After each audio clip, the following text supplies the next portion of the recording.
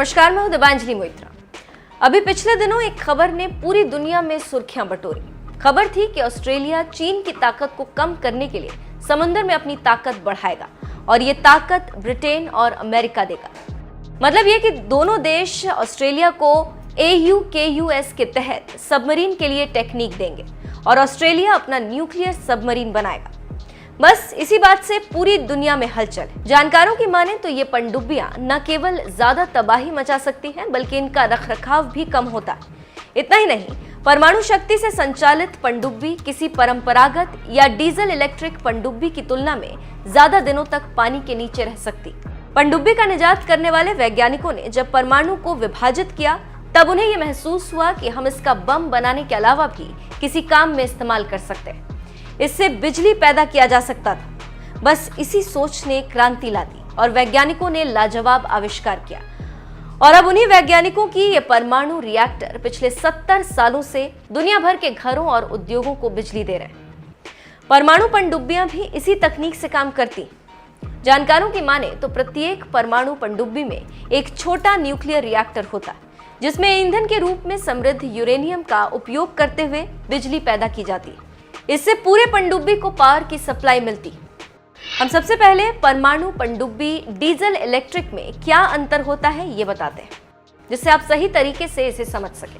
जानकारों की माने तो एक साधारण पनडुब्बी या डीजल इलेक्ट्रिक पनडुब्बी बैटरी चार्ज करने के लिए डीजल जनरेटर का उपयोग करती है। इस बैटरी में स्टोर हुई बिजली का उपयोग मोटर चलाने के लिए किया जाता है। किसी दूसरी बैटरी की तरह इसे रिचार्ज करने के लिए स्नॉर्कलिंग प्रक्रिया को पूरा करने के लिए पनडुब्बियां समुद्र के नीचे से सतह पर आती और जब वो सतह पर आती हैं तभी सबसे अधिक खतरा रहता है, क्योंकि दुश्मन देश की नजर पनडुब्बी पर पड़ती। इसके साथ ही साथ खोजी विमान या युद्धपोत उन्हें आसानी से देख सकते हैं। इसीलिए हर देश अब परमाणु स्वचालित पनडुब्बी बना रहा है, क्योंकि उसे लगता है कि अब युद्ध समुद्र में होने वाला है। इसीलिए समंदर की सुरक्षा में पीछे ना हो जाए। इसीलिए हर देश पनडुब्बी बनाना चाहता है और बना भी रहा है, जिसमें भारत भी पीछे नहीं। अब हम बताते हैं कि किस देश के पास कितनी पनडुब्बियां हैं। अमेरिका के पास कुल 52 पनडुब्बी, डीजल इलेक्ट्रिक 17, रूस के पास कुल पनडुब्बी 58, डीजल इलेक्ट्रिक 41, ब्रिटेन के पास कुल 12 पनडुब्बी, डीजल इलेक्ट्रिक 4, फ्रांस के पास कुल 11 पनडुब्बी, डीजल इलेक्ट्रिक 7, चीन के पास कुल 61 पनडुब्बी, डीजल इलेक्ट्रिक 54, भारत के पास कुल पनडुब्बी 16, डीजल इलेक्ट्रिक 15।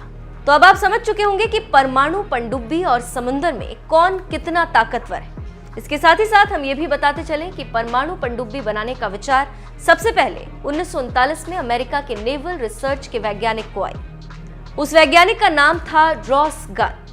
रॉस गन ने ही पहली बार इस मॉडल को प्रस्तुत किया। उसके एक दशक बाद जुलाई 1951 में अमेरिकी कांग्रेस ने पहली बार परमाणु पनडुब्बी के निर्माण के लिए मंजूरी दी। तब जाकर पहली बार परमाणु पनडुब्बी का रिएक्टर बनाने का काम शुरू हुआ, जिसके बाद 30 सितंबर 1954 में USS नॉटलस SSN 571 नाम की पहली परमाणु पनडुब्बी को अमेरिकी नौसेना में कमीशन किया गया। और आज क्या है ये आप जान सकते हैं, क्यों होड़ मची है ये भी आप समझ सकते हैं।